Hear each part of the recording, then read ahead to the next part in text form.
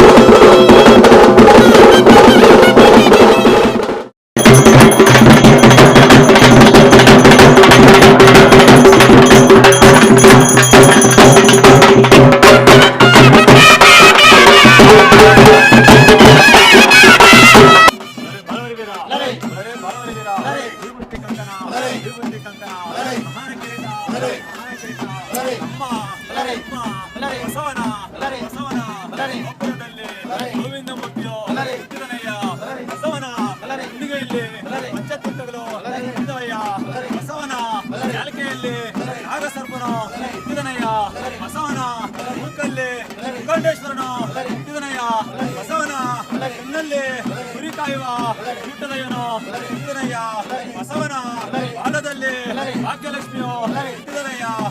ಬಸವನ ಶರೀರದಲ್ಲಿ ಕೋಟಿ ದೇವತೆಗಳು ಇದ್ದನಯ್ಯ.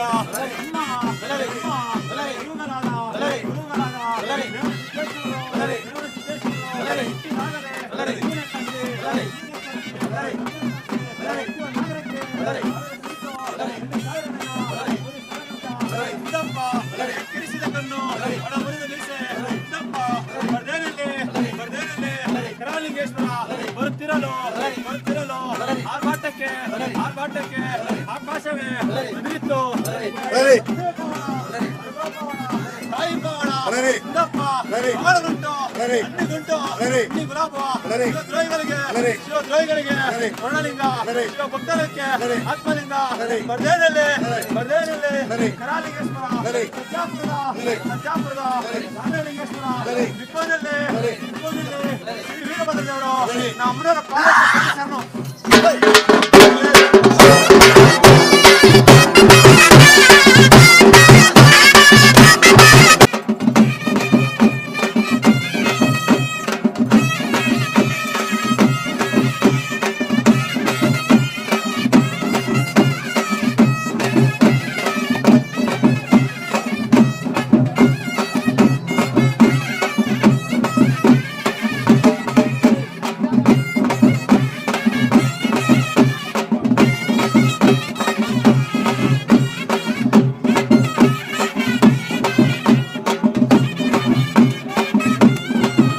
ಮೈನು ರೇವಣ ಸಿದ್ದೇಶ್ವರನಿದ್ದಾರೆ, ಕರೇಲಿಂಗೇಶ್ವರ ಇದ್ದಾರೆ, ಕೆಲವನಹಳ್ಳಿ ಸಿದ್ದೇಶ್ವರನಿದ್ದಾರೆ, ಉಜಿನಿ ಬೀರೇಶ್ವರರಿದ್ದಾರೆ, ವನವಲಾಡಿ ಸಿದ್ದೇಶ್ವರರಿದ್ದಾರೆ, ಗೂಡಸಂದ್ರದ ಬೀರಲಿಂಗೇಶ್ವರರಿದ್ದಾರೆ, ಬೆಂಗಳೂರು ರಾಣಿಸಿಂಗನಪೇಟೆ ಕರೇಲಿಂಗೇಶ್ವರರು ಇದ್ದಾರೆ.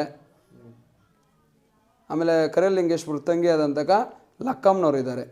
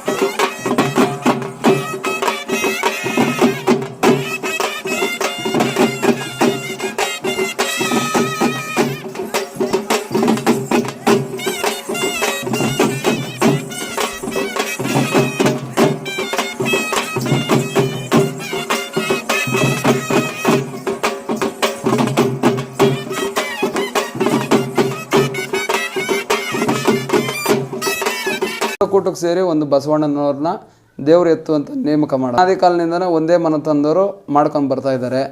ಇವಾಗ ಸಂಪಂಗ್ರಾಮಪ್ಪನವರು ಅನ್ನೋರು ಆ ಬಸವಣ್ಣನ ಪೋಷಕರಾಗಿ ನಡೆಸ್ತಾ ಇದ್ದಾರೆ. 2 ದಶಕ ಅಂದರೆ 20 ವರ್ಷಗಳ 20ನೇ ವರ್ಷದ ಹುಟ್ಟುಹಬ್ಬವನ್ನು ಆಚರಿಸಿದ್ದೀರಿ ದೇವರ ಬಸವಣ್ಣನಿಗೆ. ಫಸ್ಟ್ ನಾವು ಕಾಯಿ ಪವಾಡ ಮಾಡಬೇಕಾದ್ರೆ ಬಸವನ ಮೇಲೆ ಮಾಡಿಬಿಡ್ತಾ ಆಮೇಲೆ ನಮ್ಮ ಭಕ್ತಾದ್ರಿ ಮೇಲೆ ಮಾಡ್ತಾಯಿದ್ವಿ.